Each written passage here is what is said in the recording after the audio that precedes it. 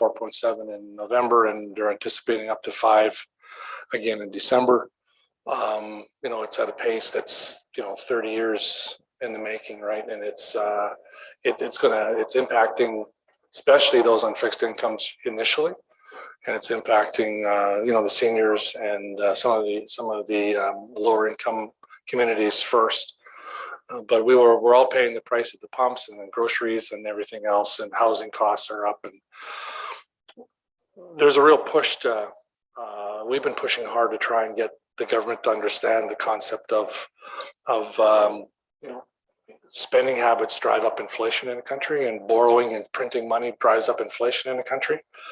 And when we first got to Ottawa this fall, the push was, well, it's a global problem. It's not really something that's unique to Canada, which is true, except each country contributes to their own inflation rate. And that's where we're at now.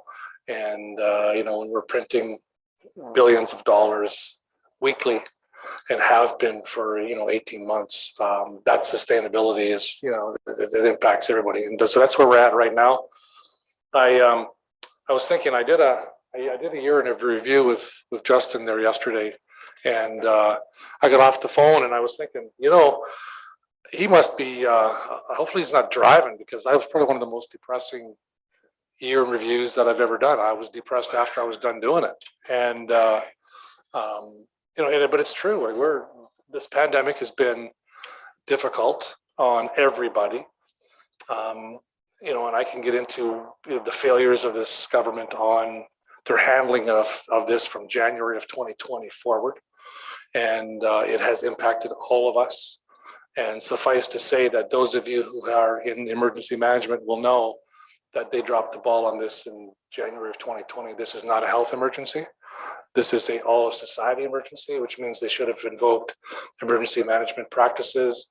That was done after H1N1, and SARS viruses.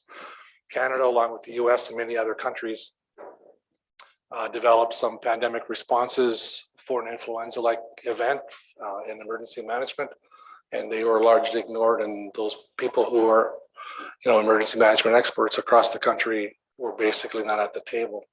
And I'm not diminishing the impact of COVID in our country and the impacts that it had on everything, but it could have been handled differently, and we're all paying for that, not only financially, but on mandates now on vaccines, on restrictions and lockdowns that impact people's livelihoods as an employer and as an employee, and businesses have shut down, and you've all experienced that in this community as well as across the country, and people have lost their lives as a result of the stress they've been going under. And so that there's not now with Omicron, it's again started to rear its ugly head as far as a response to it, and we all have our opinions on the COVID and how we need to respond to it. And I'm pleased to see a report out this morning that Omicron's impact is significantly less than first anticipated on the hospitalizations and deaths, which are virtually non-existent in this country from Omicron. The virus or the infection rate and the contagion rate is like 70 times worse than Delta, but you don't get sick from it, which is what the reports are showing. And if that stays true, then we shouldn't have the overblown reaction that we are seeing now already. And hopefully that will mitigate itself over time. And that all translates into impacting on everything from our schools and our businesses to how you guys do your business. So anyway, I could go on about many other things, but I won't. I'll answer your questions if you have any, Reeve Hamilton, and then I'll leave you to your meeting. Thank you very much. But yes, I agree that COVID thing has been enough stress on everybody. So, does anybody have any questions, or Dustin? So I heard about 6 months back now there was a bill going through regarding the carbon tax on farmers. Yeah. Has that gotten anywhere, or is it still stuck in the Senate? Or what happens when Trudeau called his vanity election? All bills that had not been passed died on the order paper, it's called. So it never went through but it got pushed hard and it was unanimously supported by opposition. Liberals opposed it. It has now been mentioned in the fiscal update that Freeland gave us last week. And we are hearing, and we'll keep pushing, that propane and natural gas for farm operations could fall under a tax credit scheme in the 22 budget for the 2021-2022 fiscal year of consumption. So we will keep pushing that it becomes a reality. I mean, we've heard lots of promises before from this government that never follow through, but that's one that we're not going to let slip. As well as the being able to pass on your business, especially for farms, to family. And it was a tax advantage to sell your business or your farm to a non-family member. You had more of a tax advantage that way than if you sold it to a family member. And one of my colleagues from down east proposed that legislation, and we are still pushing for that to become a reality with CRA. So those are some things that really impact the rural communities more than anything else. But yeah, we haven't lost sight of that, the whole tax credit for carbon tax on farm fuels. I appreciate the farm side of it because that's what we are here, but we also have, we have the old folks home in town that we are all part of for Medicine Hat, Red Cliff, and Cypress County. And I mean, the carbon tax on that, I think, was $7,000 for 1 month. Like, it's all a subsidized operation that the government's already paying for, and here we are paying a carbon tax on. It just doesn't make sense. And then you're paying GST on the carbon tax. Yes, we're getting taxed crazy. Yeah, well, we shouldn't be surprised by that, unfortunately, with their spending. I'll guarantee you, there are a lot of schemes in the works to pay for some of the spending that they've been doing. And I don't anticipate, as long as this government's supported by the NDP, there'll be much in the way of tax breaks for anybody. I really don't. That's the reality of where we're at. You can't spend the kind of money they do and keep any sort of credit rating without trying to pay some of it down or gather revenues. And in the fiscal update, you recall they reported that we had, up revenues, but the revenues were inflation driven, right? So that's really it's not a sign that our economy is recovering. It's a sign that we're getting hosed, and that we really are. So. Yeah. Anybody else have any questions? He's depressing.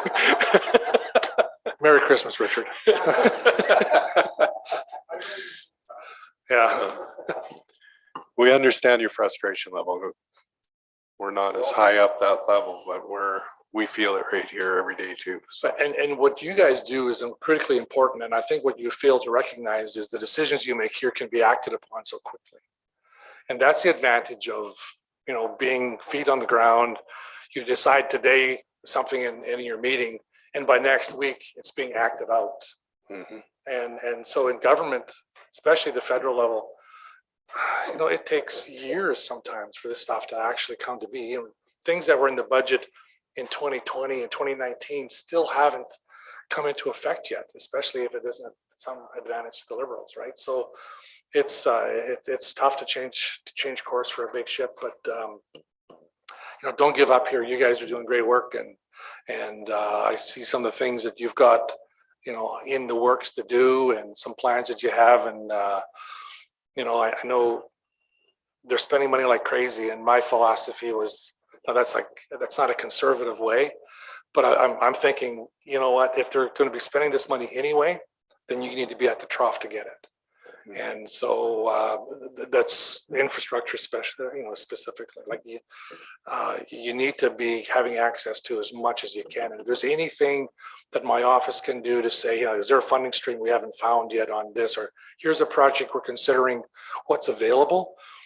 We use the resources through the Library of Parliament all the time, and they'll find funding sources we never even knew existed. So not that we're always successful, but we've been able to find some monies for some projects across the riding that we didn't know we could. So I would encourage you to do that. My office will be happy to help out in any way we can. Excellent. we may be taking you up on that avenue. Yeah, anybody else? Let's see. Thank you very much for coming. Merry Christmas. Happy New Year to you. Perfect. Yeah. Take your notes. Good luck in Ottawa. Yeah.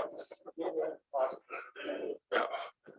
When you're done with the notes, send them to Ottawa so they know how to speed things up a little. All right, where are we at here? 6.1, Tarlin? Thank you, Mr. Chairman. An application has been submitted, 21/A10 to reclassify 5.15 hectares from country residential to CR2 to Ag District A2 General Ag.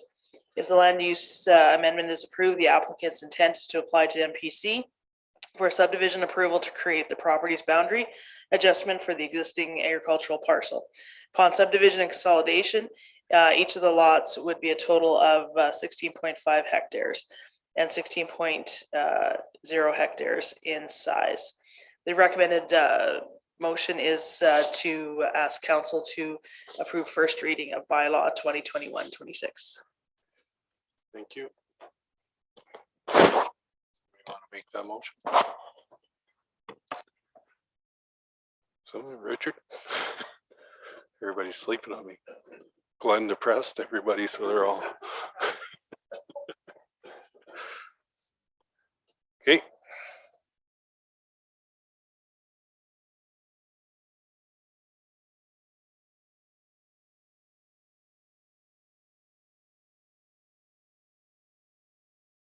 It's carried. 7.1, Tarlin. Thank you, Mr. Chairman. Before you is the financial update. The attachments are the November 21 comparative statement of financial position, November 21 comparative statement of revenues and expenses, November 21 accounts payable listing, and October of 21 accounts payable listing. The recommended motion, Mr. Chairman, is that council receives this report as all these reports as information. Is there any questions? Thank you. Does anybody have any questions on the report? Blaine, did you have something? Well, just some of the bills that were presented or some of the invoices that were done, I just not totally sure of, I guess. Which ones were you? I don't know, personal one, I guess just a few things, cell phones and a few things like that, and some shoes, personal stuff that I'm not quite sure of why they go that direction. Okay, those are under the programs that are out there for staff. They Okay. get so much for and everything. It's hard to understand all that, but it falls within the budget of everything that's done. So this is just an eyesight of what it is. So Okay, well, that's why I just needed clarification as a new council member to see the reason behind it. Yeah, so there's a policy for cell phone use as well. So instead of carrying 2 phones, several staff carry 1. And then that's their personal cell, and they are given maximum of $50, I believe it is, per month for the cost of using that cell. Yeah, obviously they're not outrageous expenses by any means. It was just a clarification. Yep. it's even in the policy because people phone us. So our cell phone, we get $50 a month for our cell phone to cover. That's part of the policy. Any other questions on them? Not seeing any. Do I need 4 different motions here or just one for receive them all? Just one. Okay. Lloyd, let's make it up. Not seeing any other questions. Vote.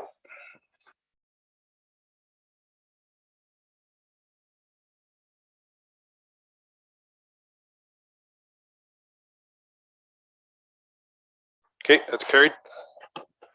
Marie. Thank you, Mr. Chairman. CAO report. Is there any questions of council for us?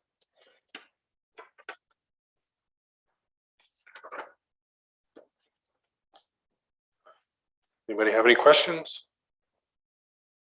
Not seeing any. Can I get a motion to move the CAO report? Dustin, vote.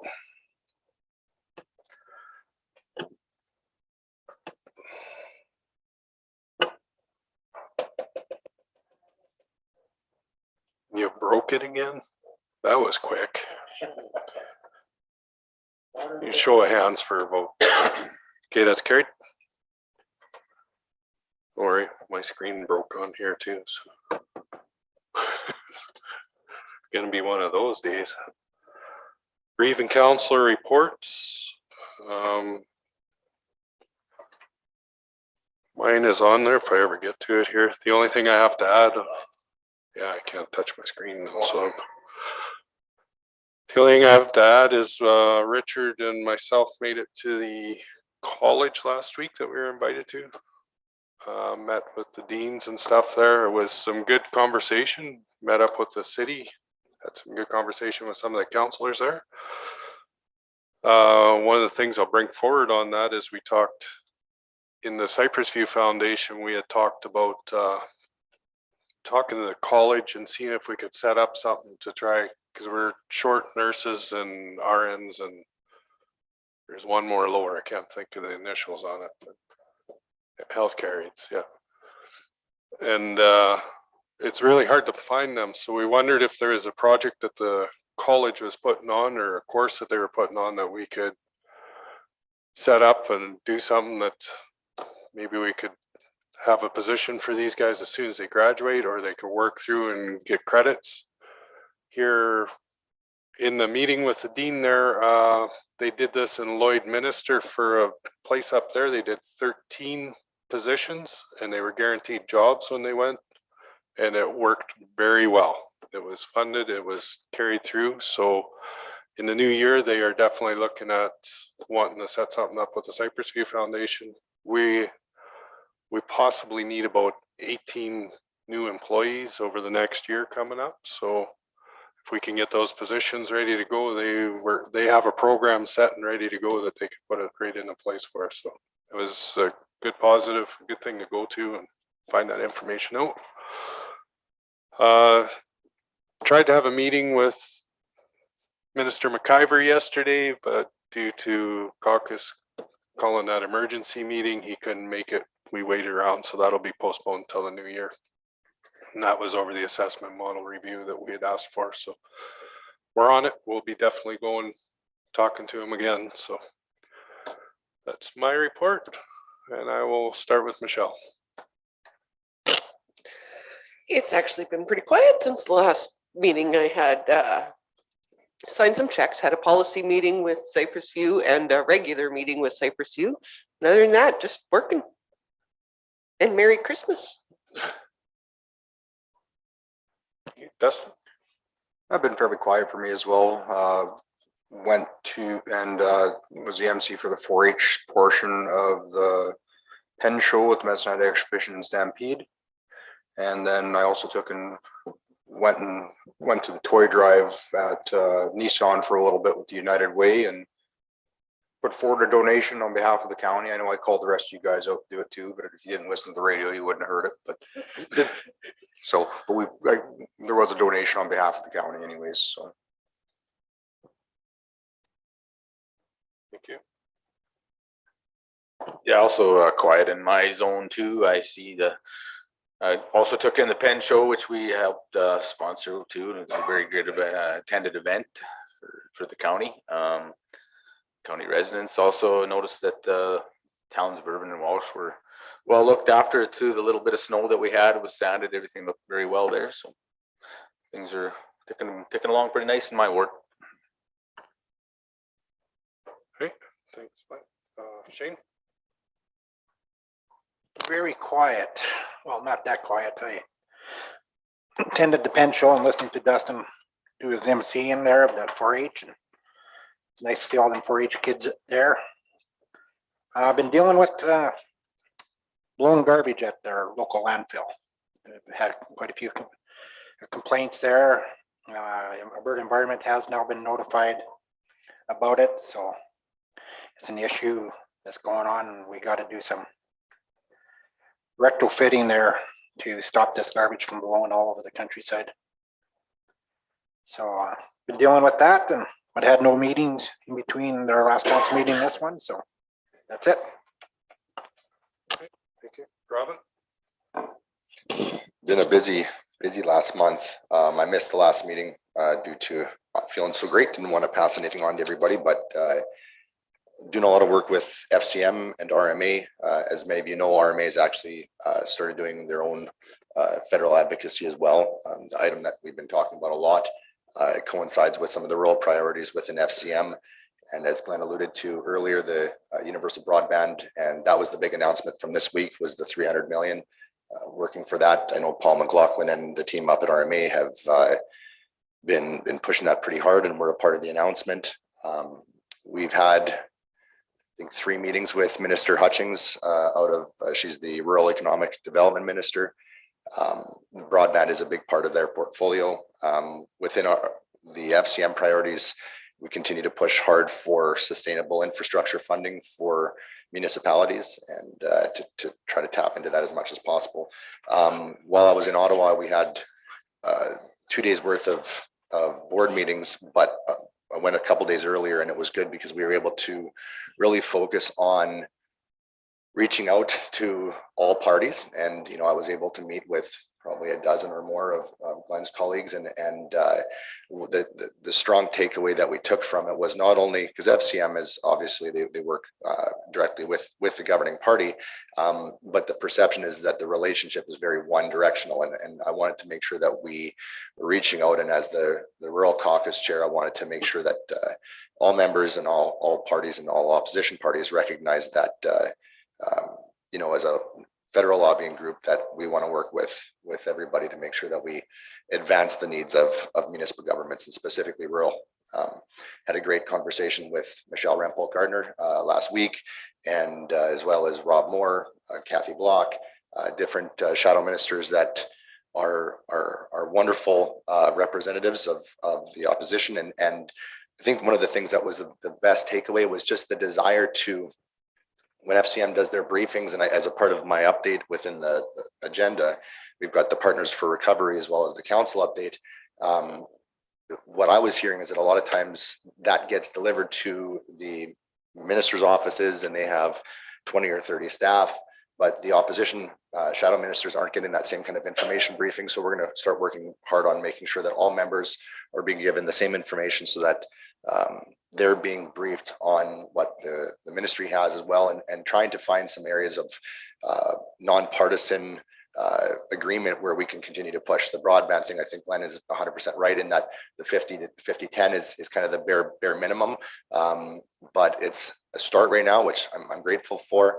I know Ontario and Quebec have done a pretty good job in the last year on having a kind of a trilateral agreement between the municipalities, the province, and the feds to get things rolling. Quebec by, I think, January, is it, Glenn? I think that Quebec is supposed to be, it's, they're getting some stuff going with it. So hopefully this gets the conversation rolling more, and hopefully I saw that, I think Minister Glubish was a part of the announcement with Service Alberta, and hopefully that means that the funding from the federal government through the province and stuff is going to be rolling well. So I'll keep that to that. I could keep talking, but if there's any other questions on things that have happened, certainly feel free to reach out.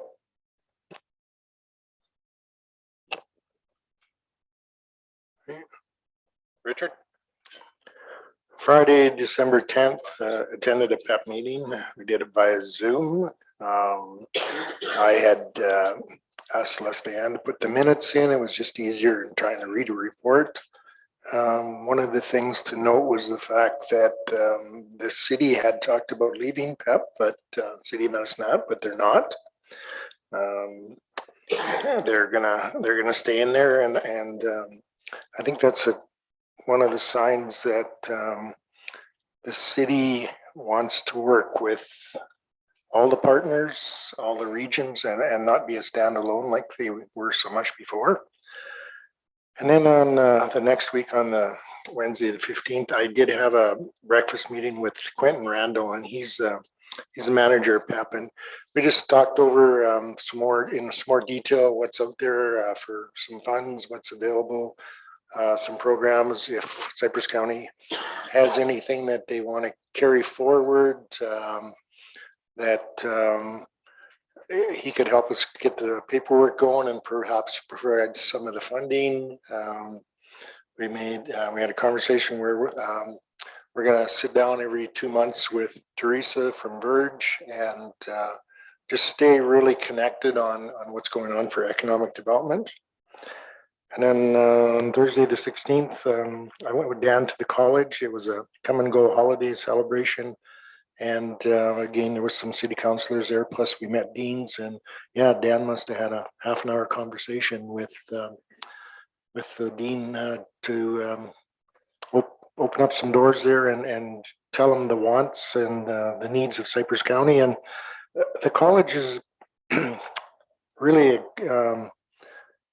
really reaching out to us and asking us if there is any needs and any courses or anything that the county might see that their residents need and or that we might need that they can provide. So they're quite a good partner. They do have a representative. One of the deans is on our comes to our Verge meetings and gives us an update what's going on at the college. So yeah, really a great partner. So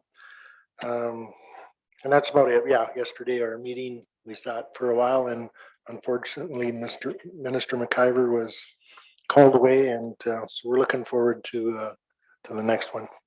That's it. Lloyd? I've been pretty quiet for the last little while. I did spend almost a full day at the town site in Elkwater. There's 4 proposals that are coming forward. I had a look at all of them and talked to the staff. When I was there, I had about 3 cabin owners come up, and again, it's the snow removal, how they get concerned about, but all 3 mentioned they're not very happy with the RCMP or the COs out there, and wondering if the county can do anything about it for policing purposes. I just told them I would look into it and get back to them. Okay, thank you. Any questions on any of the reports? Not seeing any. Does somebody want to make a motion for the reports? Blake? Not see any questions? Vote.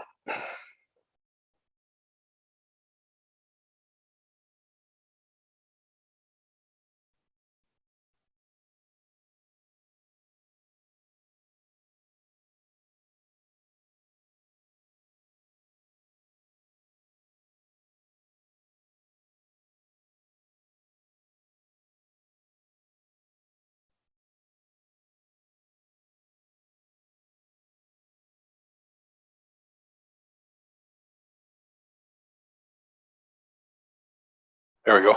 It's working now. Okay, that's carried. New business 10.1, Carolyn. Thank you, Mr. Chairman.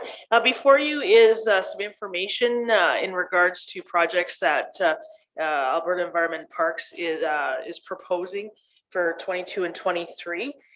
This is presented to you as information and to just share what we have so far. The recommended motion is the council accept the report as information and direct administration to bring back additional information in February of 2022. So as you can see by the table, there's missing information and some things are undetermined as of yet. So but we're working on it, and hopefully by February there will be a firmed up proposal of capital projects with recommendations from administration. Okay, thank you. So for the new counselors that are here, oh, did you have something, Ron? We did something about, well, this would be before your time too. So about 8 years ago, there's a bunch of roads that needed to be done out at Elkwater.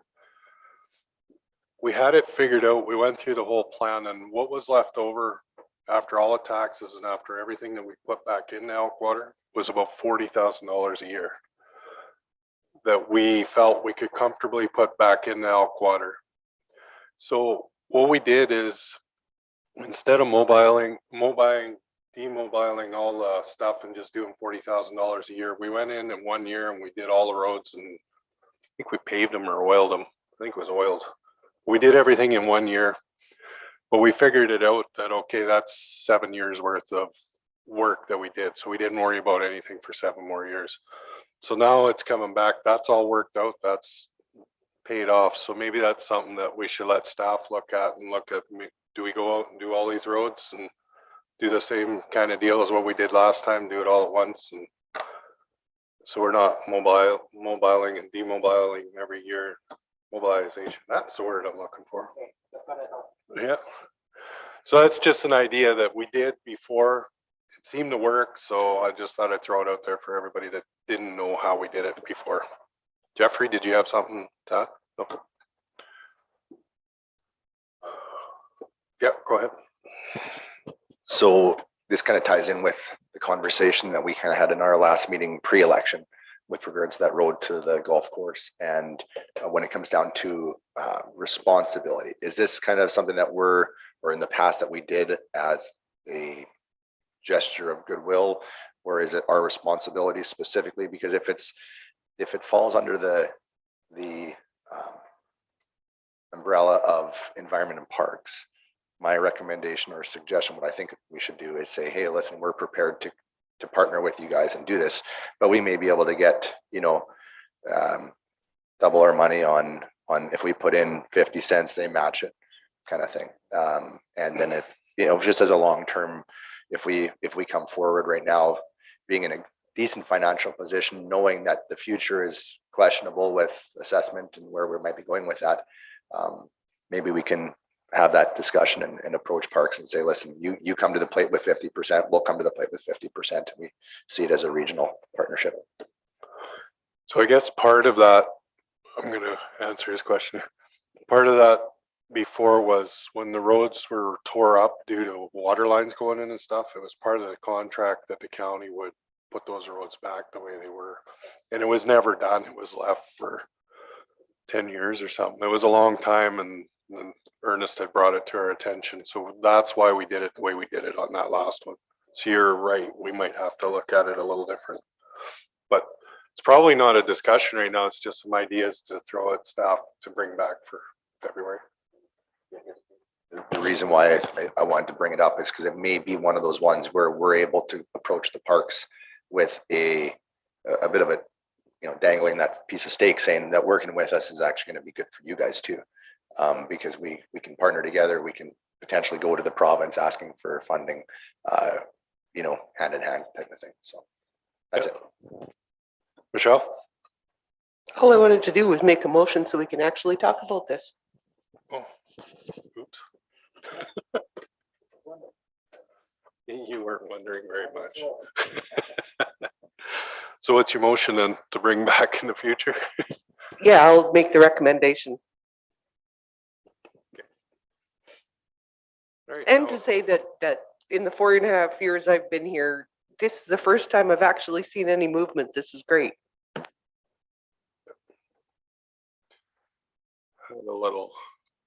a couple letters went out, so we got a little action going there finally. Lloyd? Yes, I wanted to say that earlier. I forgot. Talking to the staff, they're very thankful for the communications that you did and our CAO did. Even they got response to stuff. Good. So it is working. And I thank you. Okay, so we have a motion for staff to bring that back with some ideas in February. Anybody have anything else to add? Not see anything? Vote.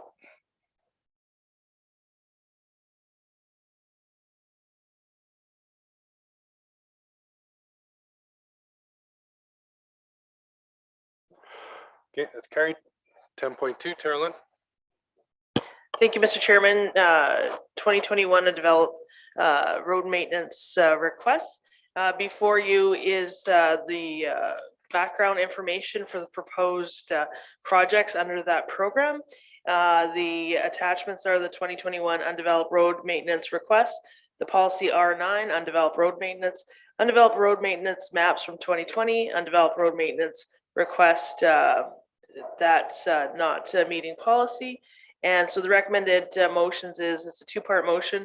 One, that council approve the 5 undeveloped road maintenance requests as outlined in table 1 at the cost of 64,600, and that council move to carry forward the 2020 undeveloped road program funds from operating into the 21 for project completion. Thank you, Terlin.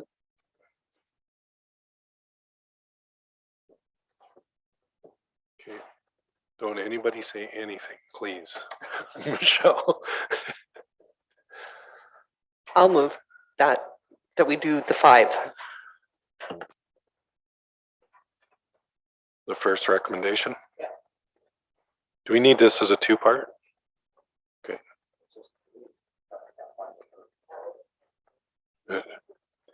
Shane? I got a few questions.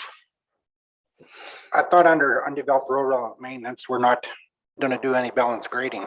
Now we got scraper work going on in some, and I know I've been talking, where does this, the old Trans-Canada Highway, I thought we were gonna fix that up. We talked about it. The mud buggers are using it. They're still out there at times. And then I keep seeing nothing being done. I was just wondering what's happening. Kim? Through the chair. Yeah, so the policy, we can revisit the policy to change it so there's no scraper work. That was a council policy. We can bring it back. That's something that we can not approve if you want to change the policy. Because it did specify in the policy that there is scraper work allowed and there's parameters in there. Back to the, we got an approval from council to do the old Trans-Canada up by Bull. So we've got that surveyed and we got that planned, and that'll be a 2022 project right early on in the spring. No, I had people that are using it were quizzing me again because I told them last spring that we were going to be doing it. And Yep. So when I think it got approved in July, and then by the time we got around to getting because it'll be over the threshold, so that has to be engineered because Public Works, according to the purchasing policy, only can do construction projects where the provincial regulations is 200,000. We can only do projects of 50,000. So I have to get everything engineered over that value. So it adds time to the projects. no, thanks for that update, Kim. Richard? Just to add to the scraper part of it, we've used the scrapers in a lot of the undeveloped road allowances because we've been fortunate enough, there's been hills on that right of way, and we can take it from the hill and bring it down to the low spot instead of trucking in or importing material from a different site. It adds to the value of the job. It makes it easier. So you definitely can do a faster, more economical job if we have scrapers on the site. Shane? I know that. But the thing was, to me, undeveloped road allowance maintenance was set up just to do the graveling of the ruts. Now, but I mean, if we start, no, I'm just, with this whole policy that we got, I mean, when we start doing grader and scraper, we should look at it, because if we start doing more and more grader and scraper work, we're actually rebuilding roads, not just undeveloped road allowances. Yeah, it was So we're actually, following into. it was actually set up in 2 parts. The first part was that the roads where the water was sitting would get built up. And then the subject was brought up that in a lot of circumstances, there's just, there's the ruts made from the vehicles going up and down, and that's all that needed to be filled. And that's where we added the 50,000 on for the graveling the ruts. But it was just to fill the low spots so that farmers and ranchers could get through. All I'm getting at, Yeah. is that we should be the way things are changing, we should have a really good look at this program. Because it could become very costly on us in certain aspects of it. Kim? Yeah, this is something that through the direction of the CEO is that we're bringing back in 2022, because through council, they've said they want to revisit this policy. So we'll bring back this one. There's like 3 or 4 policies that we're going to bring to the forefront, so that, but we're going to bring that back after strategic planning. So then we will have the direction of council and we can conform the policies to fit that vision. Yeah. No, that's exactly. Both of you are right. we put it in for a certain reason and then it got abused in other reasons, so we gotta relook at it. But anybody else? Okay. Vote.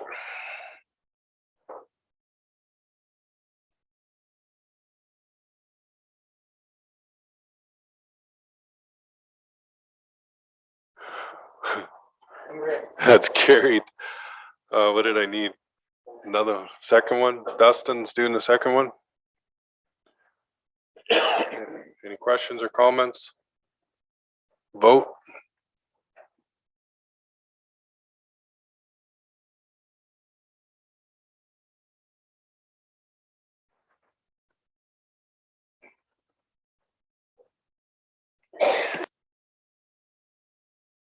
That's carried. Hold on, I lost my page here.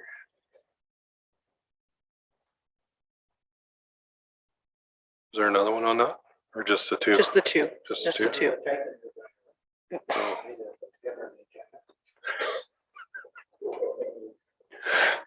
Who's Kim?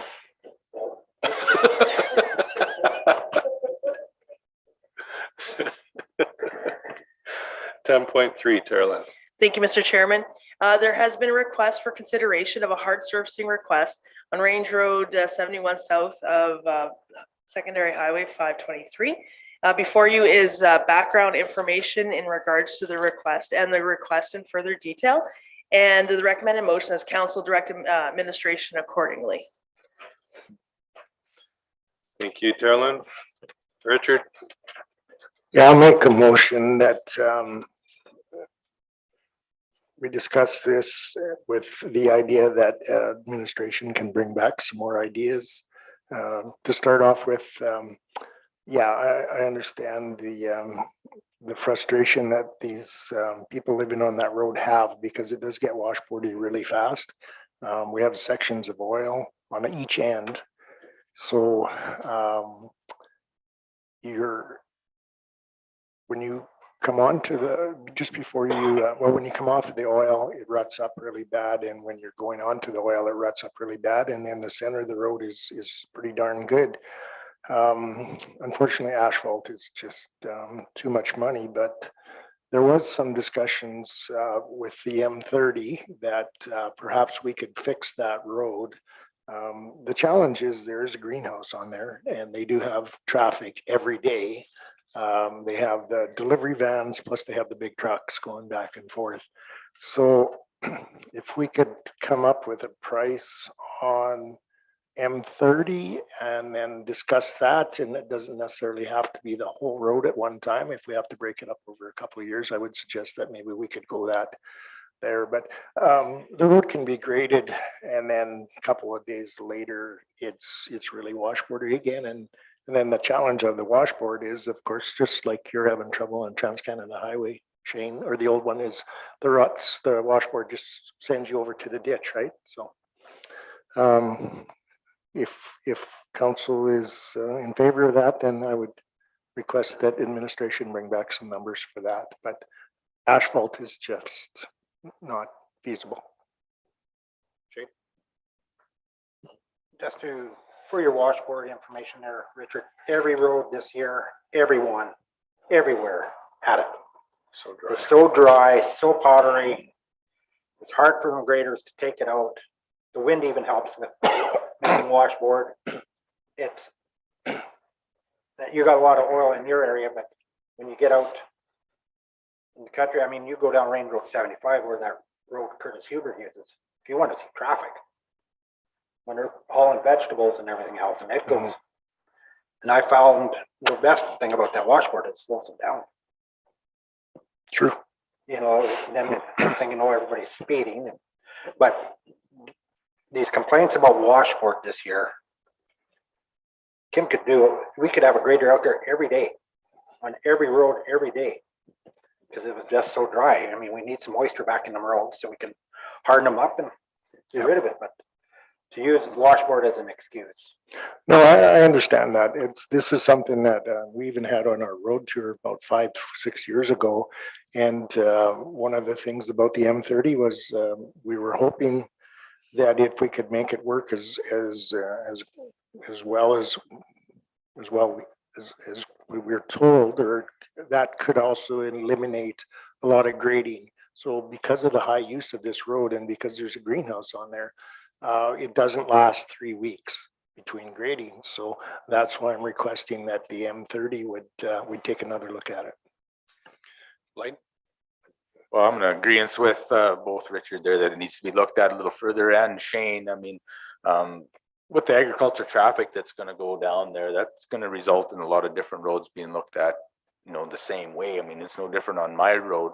Range Road 30 takes a lot of heavy traffic that, you know, especially people that are semis that are escaping the scale. So, I mean, if we start paving and doing all this with one road, we're going to be doing it in all the county roads. So it's something that's really needs to be looked at carefully. Question on that, is that greenhouse all year round or is that just a summer one? Kim? Yeah, through the chair. So this, I'll address this road just so that everybody's aware of, because the new council members, this road's been brought up a couple times. So 2 years ago, we actually had the complete opposite. We didn't have washboarding. We actually had serious rutting. So there was some drainage issues on the west side of the road, and then through conversations with the area councillor and working it through our road program, we got that all cleaned up. So that was right around $38,000. We had to relay some culverts. I think there's 4 culverts that were affected all the way. And then we split the water draw. So now actually when you go there, there's no cattails in the ditch. It's actually nice and clean and dry. But then what that did is also dried out the road. So before, when we were dealing with to a capillary action, there's water coming out of the middle of the oiled surface. So it was bad. So this has been a ongoing process. And then this year in the fall, we actually did do a whole bunch of MG30. We didn't do it in the coulee because of the gradient of that road. And we did it more on the south end, right near the greenhouse, and then further towards the 122 and where the trucks turn to go north to the greenhouse. So that was done probably, I think, about August, I believe. And then maybe even late August, maybe early September. And so then that takes about 30 to 45 days to cure. And everybody knows it gets really slippery off the first little bit. After it cures, it's hard as a rock. So we've bladed that a couple times now and put 150 spread on top, because it was actually, we had a good crown, but it was just a little bit, it wasn't like the gravel road, so it had some friction issues. So when you have a crown on that kind of material, people that drive it the first time, first thing they do when they hit it is they pump the brakes, and that causes obviously the anti-skid or sliding. So we put 150 spread on it. And what we've seen in the past with MG30 roads is after the one winter, and then when we come back, and then when we have moisture or with the use of a water truck, we will reblade it, regrade that road, and then put another spread on top. And then we have a solid base. We're kind of a short grass road, so you don't get that. A lot of our issues on that road is actually, with both people were saying, commenting on, was the turning of the trucks. And when you turn your trucks, a lot of times you go into the intersection, you turn sharp because it's a 12-meter approach. So then you got the rear tires really start ripping up the hard surface. So we're hoping with the MG, and then because we actually put the MG underneath the oil, and then we put the oil back on top, is that one of the plans that we come back is maybe potentially looking at extending the oil through the program. So that is an option, but we'll have a better base. So that's something, it's a 2 years in the making, but we just couldn't keep it before because it was all, the road was like this because it was just there was no base. But now we got a base, and now we're moving forward with this road, and there'll be some good conversations when we start looking at our oiling policy after our strategic planning, but this is a road that we'll be using as an example for that. Right, thank you, Kim. Of course, the Larry and Curly. Shane. Richard. You let the old guy go first. You're a gentleman. So yes, Public Works did a heck of a job. The drainage, the cleaning up that ditch was awesome because there was water right to the top of the road almost all summer. And once that was gone, that road did firm up. And the challenge that is there now is the M30 is working darn good on both ends. And then it's when you get off the M30, that's where the ruts are, right? So that's why I was hoping that we could look at the M30 and go through the whole road. That would eliminate a lot of grading. I know it's going to cost some money up front, but it would eliminate a lot of grading. And I mean, let's hopefully down the road, we can do more roads with that and reduce the amount of grading. Shane. I'd just like to compliment Kim on taking the initiative to really understand that the base is your main problem. It's not what you lay off on the top, it's your base, and starting to try to look at that and working with it and coming up with different solutions. Hats off, buddy. Blake. I guess my only thing is, just to appease the people that are complaining about it, is there, without putting more work on Public Works and whatever, is there a way that you can write something up of the process that this is taking that we could send to them and they could maybe understand it, or does that not make sense? Through the chair, very good question. That's something that we've actually been talking about internally. And there's something a while ago that Lethbridge County did. They did a short videos, exactly what you're talking about, showing how it affects producers, how producers were involved, how, so that when people seen the bentonite they used in Lethbridge County being injected in making a soil stabilizer. And it showed the program, but it was tied to a tax there. But those are things that we could do on showing, especially with heavy haul roads, because it affects everybody. And that's something that we've been talking about again on Range Road 30. That's one of the roads that's heavy hauled on the east side of our program, and on the west side we're addressing some of those. So that will be expanded into in 2022 is Range Road 30.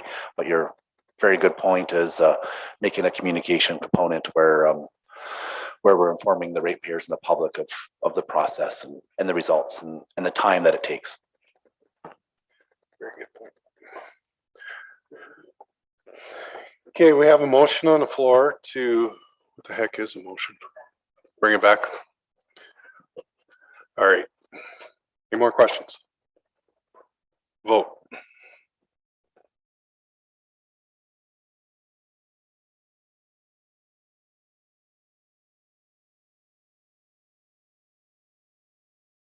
Okay, that's carried. 10.4, Carolyn. Thank you, Mr. Chairman.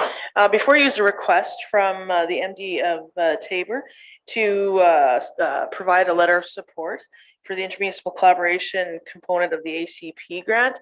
So this is in regards to the horsefly spillway application. So it was about a year ago, give or take, that council made a motion to participate in that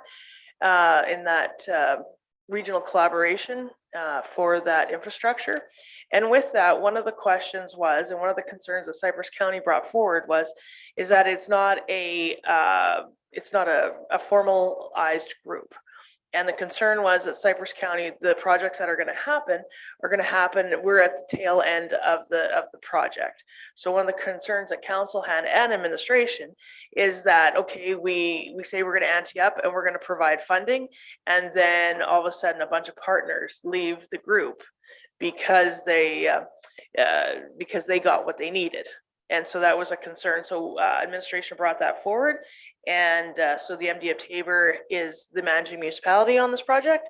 So they're going to provide the application to get funding to create a formalized group for that project.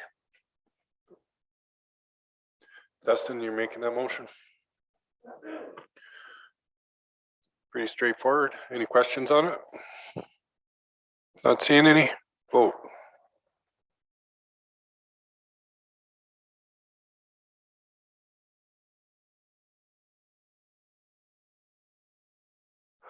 That's carried.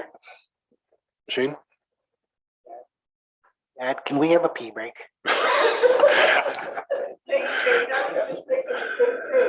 All right, but only 2 minutes. 'Cause this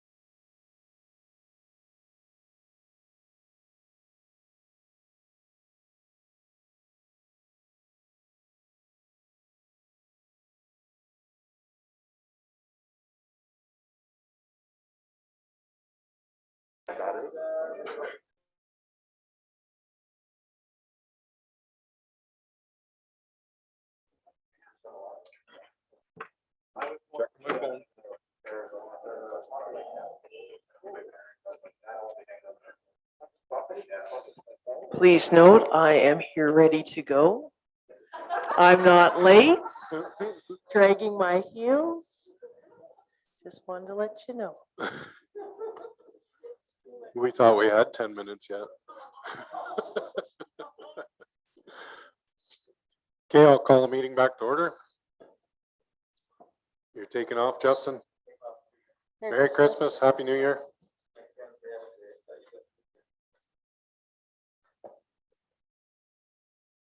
$10.5, Charlene. Thank you, Mr. Chairman.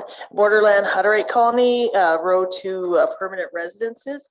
In the request for decision, Mr. Chairman, there's previous council direction from June and November of 2021.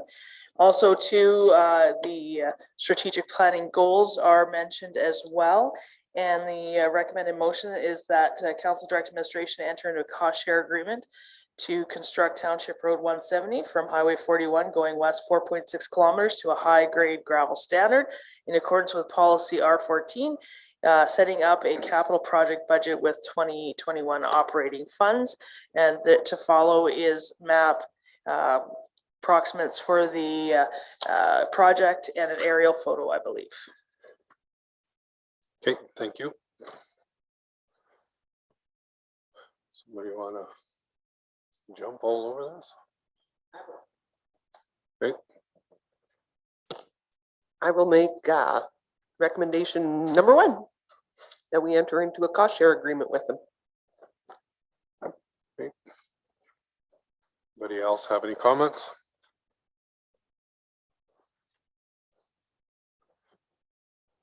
See, this is where we were talking about that policy before, and it was brought forward that Shane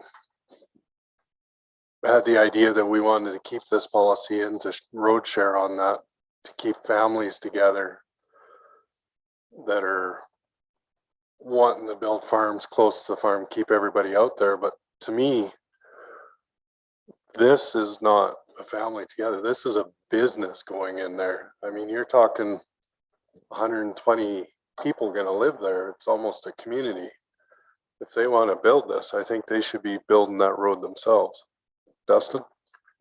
It comes back to the golden thing that it's a policy at council, but it doesn't have to be followed. That's our decision if we want to make that decision or not. So if we don't feel that it's a fit within the policy, we don't have to approve it. That's right.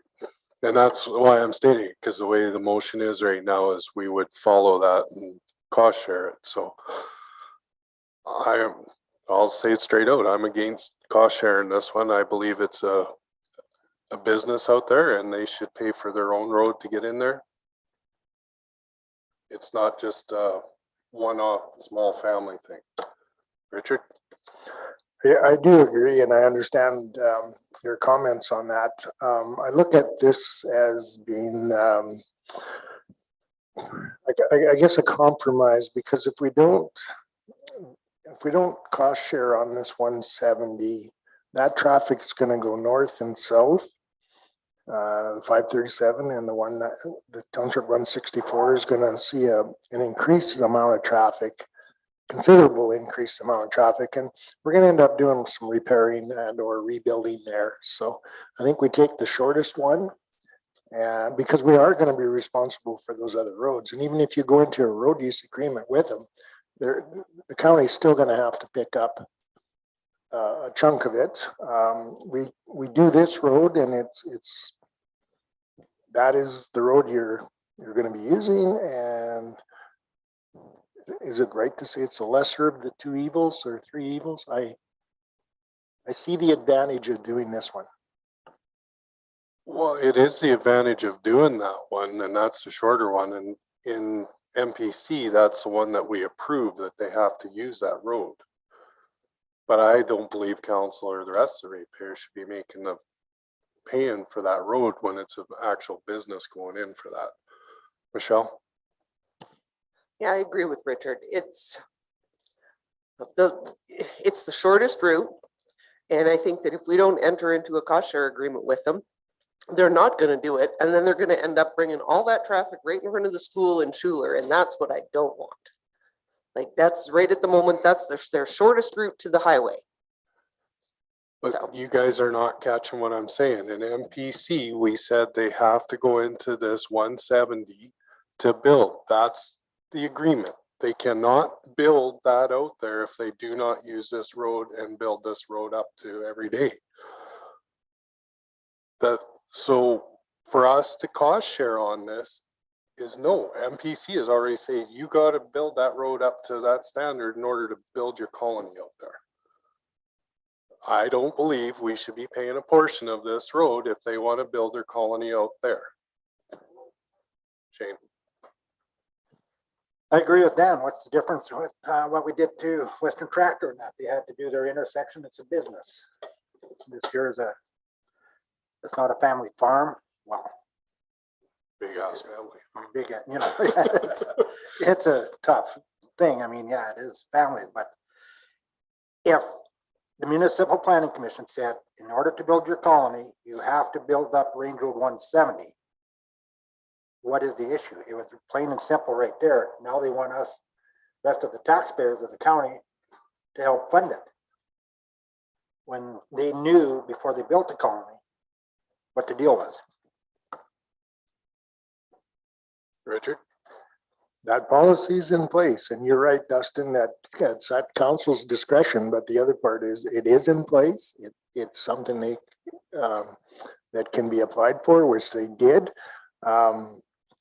I, of course, I don't believe we should have that policy in place. I think it should be gone, and then we wouldn't have this problem right now. But we can change that right now. Yeah. It's a policy that's in place. It's something that we have to consider because it is a policy. Like, Well, I guess my only question, just being new to this program, or this, not this program, but this particular area, is there any other ratepayers that this will affect on this road? Kim? Yeah, thank you for the question to the chair. Not on this road. We've actually, since I've been here, it's the last 4 years, every single year we've had an application for 170 from who we've known as Mr. Redpath Road, because so he's applied for this through the undeveloped road allowance and it's been denied, right? Because it doesn't adjoin to his property, but it would help with transportation of goods in that area. So when we go north and we go south up to the 537, the Range Road 12 is your basic elevated grade road. So it's very steep, probably a 2-to-1, 3-to-1 slopes in some areas. And so as what Councillor McKenzie alluded to, if because they're not building the colony for 5 years, I believe. So for the next 5 years, they'll be taking all those goods going south and then going right in front of Schuler, right in front of the school. Right, so they have 14 grain bins. That's not a requirement to get a the development permit process is a little bit different. So they have 14 big grain bins there, and this will be a commerce road until that colony is built. So I think that was your question. Who will it affect? It'll affect the people of Schuler because they'll be taking all those goods. And there's 2 houses, I believe, on Range Road 12. So all that goods will be going south until that one of the conditions was to build upgrade Range Road 170 for the building of that colony until that's constructed, which they've told me is 5 years out. So I guess it's a short-term problem. Robin? How do we view this as anything but 10 family farms that are all joining together? Like when the colony splits, they go from 120 down to 65, 70. I get the argument that it's a business, but then the same argument is made for any farmer that has cows in the field that have a business too. And so we argue for agriculture all the time. I've argued that greenhouses is more industrial than ag and lost. How do we take a colony type of scenario and not apply the same logic and rationale to that. Like, if we had 2 or 3 single family farms or family farms down that road, we would cost share. So I don't see why we wouldn't now.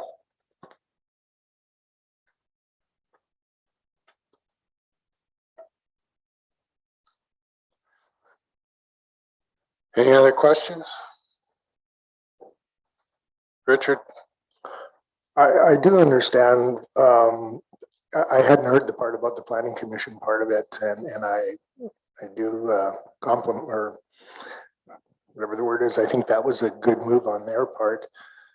As I said, my struggle with this is the fact that we do have that policy in place, and until that policy is removed, we have to look at everything with an open mind. And yes, it's a colony, but there's some big farms out there that could have 14 grain bins sitting on their property too. And if I was coming to Medicine Hat, I'm going through Schuler. There's no other, I mean, that's the best route. So we need to protect our roads. And I just see it costing us way more money down the road than if we just bite the bullet and do this now. And then Shane and I can do some arm wrestling in the spring about this policy.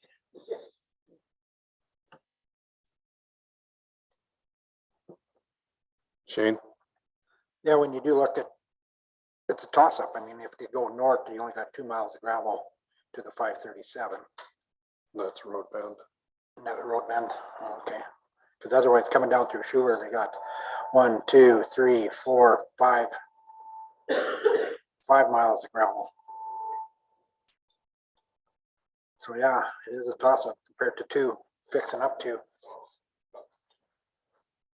But that was the agreement that was made in MPC and they didn't argue with it. So here we are at another level saying, okay, well now we'll help you out with it. When that's what, when they applied, they knew what they were getting into. So no, but it was told that they were going to do that. They agreed. We said, this is a road we want and you're going to fix it up. So yeah, they didn't apply for it in MPC. They didn't have a right to, but they agreed to that right there without knowing that it could come here and be put through. Dustin. What's the cost breakdown for both parties? Ours is 75,000, isn't it? Yeah, so the max we would pay is 130,000. That's the max in the policy. And so if we can just add up those 3 estimates there, that will break it down because we broke it down. Sorry, I should have done that prior because I know this would change a little bit, because what we did with the last 2 applicants is we worked with them and they did some work, and so then it helped with that cost. So yeah, so we like the do we have the numbers? Sorry, So roughly it's $500,000 is the total cost, and I believe between the 2. So roughly they would be responsible for 370. Yeah, that's what I thought in my head. It was like 350,000 they were going to pay, and we would pay roughly that 130,000.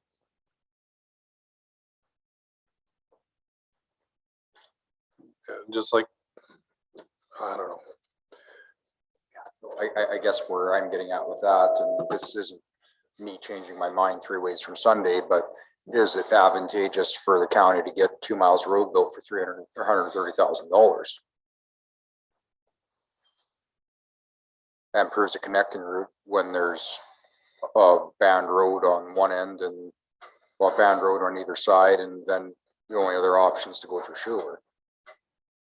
So I guess that's kind of the way I'm looking at it now too, is, well, maybe that's advantageous for us.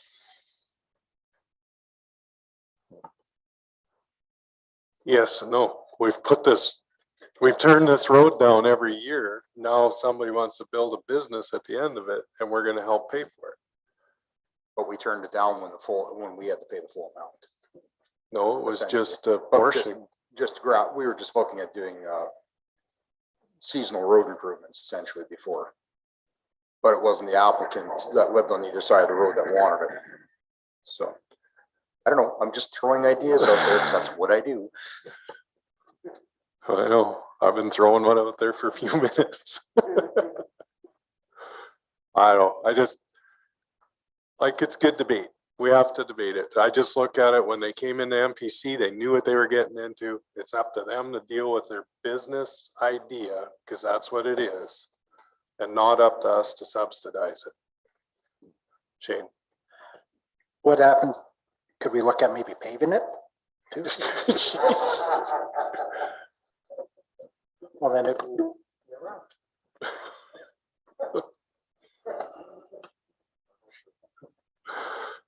Michelle? How much would it cost to, if they destroy the road in front of the school in Schuler? How much would that road cost to fix? Yeah, that's a good point. So that's an oiled road. So we don't ban it because all that goods that come from Saskatchewan. Excuse me. So we have tons of semis. As you know, the traffic count in front of that school, it's turned into a heavy haul road. So that would be right around that 150 to 200,000, because that mile, that oil road extends going east past the school and about another half a mile. And the other issue, not an issue, sorry, I just want to give some timelines, which I should have did probably better in the RFD, because this has been back to council a couple of times. So they actually made this application in the spring when they only had 3 bins constructed. But their original application for this was to go north. And so I met with John, Peter, Paul, a whole bunch of gentlemen out there. And we talked about Mr. Enns. And so we talked about going on how would be the best for the colony. Are we going north? Are we going south? And so their application originally was to go north because, and I said, well, we all know it's the shortest route, but it's 75% the Richmond Highway, right? So we know you're not going to take your farm goods. And then it came through conversation, it came out, and I'm sorry to go a little bit too much in depth, but this is part of the conversations that I've had with them, is that majority of their land mass is not in Alberta. The majority of their land mass is in Saskatchewan.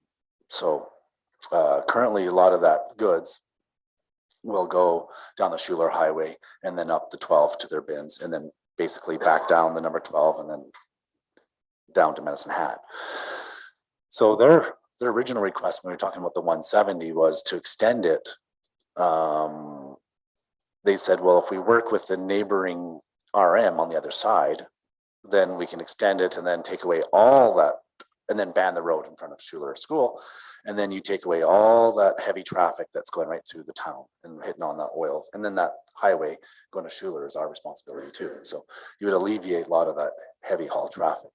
And so, and then we started talking about going on the Range Road 12. And so we had to coach them to get to the 170. Just talking, and I gave them examples of what's happening with Murray Lake Colony, happens with pretty much every colony that we have. Is we have the colony, when they build it, they'll talk about the shortest route, but that won't be the route of choice. You know, no different than Range Road 65, right? So that's where we pushed the 170 with them and made them, you know, started talking about it and talking about, you know, eventually, I told them eventually, I think that you would look at the hamlet of Schuler, look at the oil, and we're looking at oil preservation, and either we pave it or we'll be banning it. And so they started seeing that avenue of having that direct route to the colony. So I just wanted to give that, because so we've met with them a couple times, but they did make the application in spring.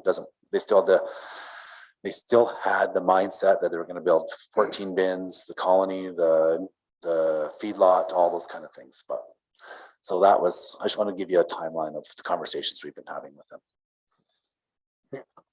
Thank you, Kim.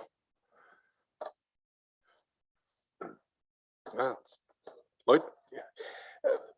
I really don't know that area that great, but the way I'm understanding this, it's cheaper for the county to go in a cost sharing with them for 170 than if we have to repair other roads a year or 5 years down the road from now. Kim? Now to touch on it, So they have made application. I'm just gonna circle the wagons here again. So they have made application for the development of the colony. It went to MPC. The recommendation of Public Works was 170. They agreed with that. So that is a condition of their development. I just wanted to outlay that. So in essence, if you looked at it, that's why we were pushing on a full new reconstruction, because we did analysis of going north and going south, and they would both need to be rebuilt if you're falling on current standards, right? Because they wouldn't meet the type of traffic that we would be projecting on those, and the weight and the anyway. So in the long run, the 170 would be, I hate saying this out loud, but urban sprawl is something that increase your network, but we would be forced to be doing further work on the existing network to accommodate that outside of the MPC decision. I guess the key thing that we need to realize here is MPC approved the building of the colony with the condition that they take care of Range Road 170. That was the deal in MPC. There is no talk of cost sharing. There was no talk of anything like that. They were happy with the deal to develop their colony. A policy that, as Richard stated, should probably maybe not be in there anymore. They found a loophole, but we don't have to follow that loophole. We've already made a deal with them at a different level of government to build that. So is there any other questions or comments? Robin? I don't really want to create an argument, but MPC is not a different level of government. It's from a planning perspective. You guys said you need to access this road. And if they would have said, well, could we do a cost sharing agreement? MPC wouldn't be able to even enter into that conversation anyways. So if they're not looking to create any kind of waves, if I'm them, I'm sitting back, I'm taking the approval, and then I'm going to look at opportunities to find a cost sharing, approach. And if we have a policy that exists for this, I don't think that they're doing anything that any other one of us wouldn't do ourselves. Now, if it's a policy and it fits this, is it a discretional use thing? Or if it meets the policy, technically they should be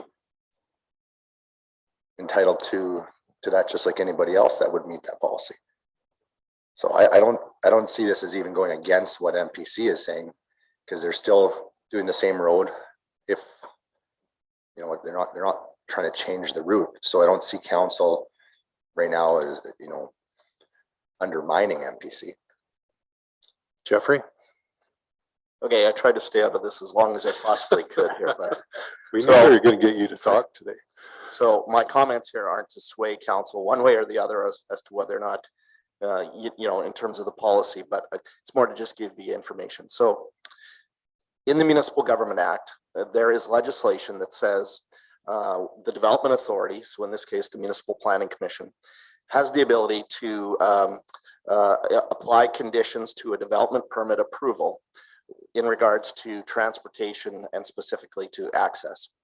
And so because that legislation is in the Municipal Government Act, Cypress County and every other municipality in Alberta incorporates that into their land use bylaw, so that the Development Authority has the authority to impose conditions as a condition of a development approval that requires, in this case, what the Municipal Planning Commission did, which is what Dan is alluding to, is that as a condition of approval, the developer is responsible to have to upgrade and construct Township Road 170 in compliance with the design guidelines and construction standards, and in this case, enter into an agreement for the road use. So that is already imposed, just as the Reeve has alluded, that's a condition of the development permit. And we're within our legislative boundaries because of the land use bylaw to impose that condition. If they choose not to, then we can enforce that through a order of compliance that says they're not in compliance with their development permit. And so we have that ability as well. So I just wanted to kind of provide that information to council to say that that's where the Planning Commission has the authority to impose that condition.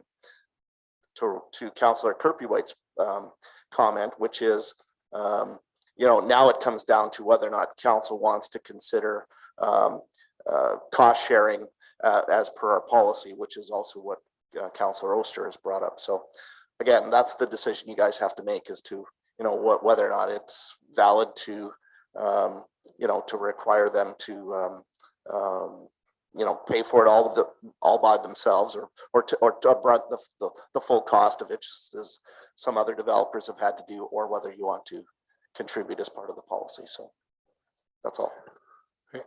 Thank you, Jeffrey. Okay, we have a motion on the floor. What the heck is a motion? The number one. That is for us to pay a portion of this road.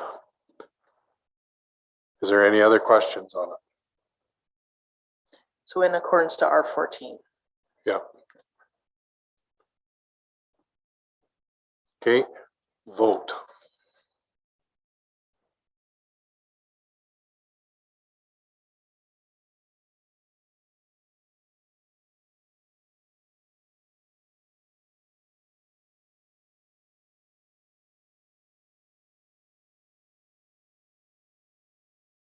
Oh, that is lost. Okay. Where we go? We gotta go in camera now.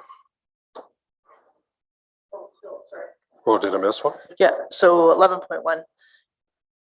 Oh, Unfinished. 11.1.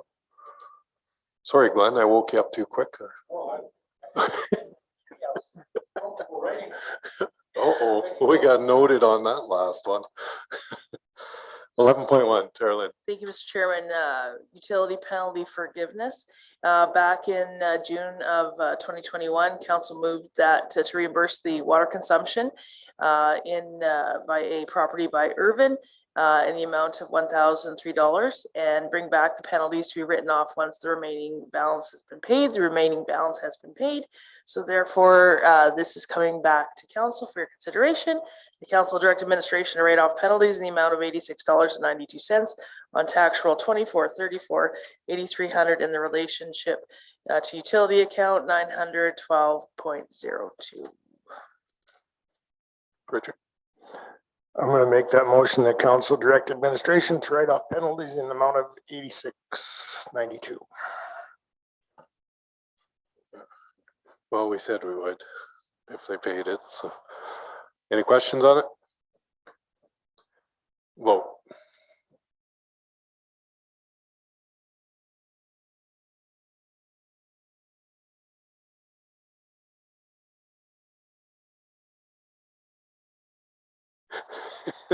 Carried.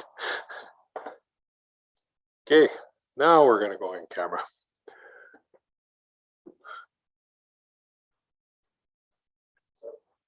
That's your cue, Glenn. Thanks for coming. Merry Christmas and Happy New Year.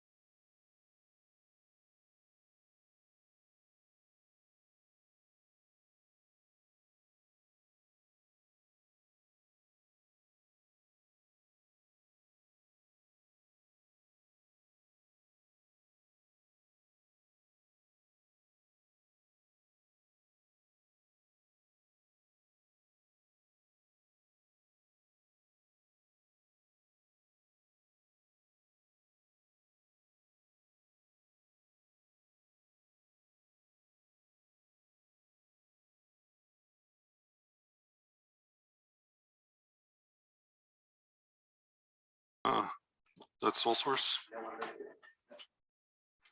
My motion is to go with an RFP for the planning of the new land acquired after doing an internal investigation on the ground source.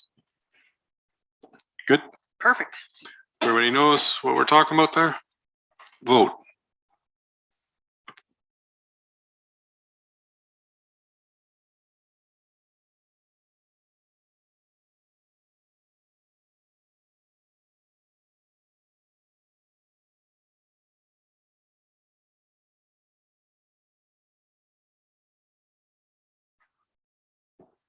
Carried. Okay, and then we need for strategic planning 12.2, retain Sage Athletic. Michelle? Oh, sorry. I'll make that motion. Vote.